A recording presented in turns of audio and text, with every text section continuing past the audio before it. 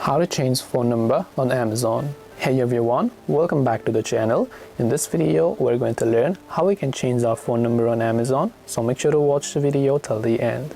To basically change our phone number on Amazon, all we have to do is go ahead and then launch the Amazon shopping application and make sure that we're signed into your account. Once we have done that, just tap on the account icon from the bottom of the screen, then you will see this type of interface. Now from here, what you have to do is just simply go to the Your Account option. So let the Amazon page to load up successfully. Go to Your Account option.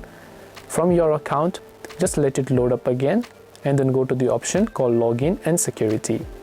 Then once you go to Login and Security, all you have to do is you will see primary mobile number.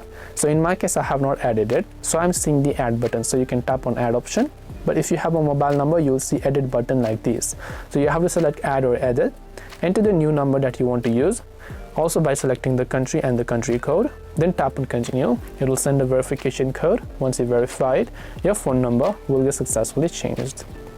So you can change your phone number on Amazon.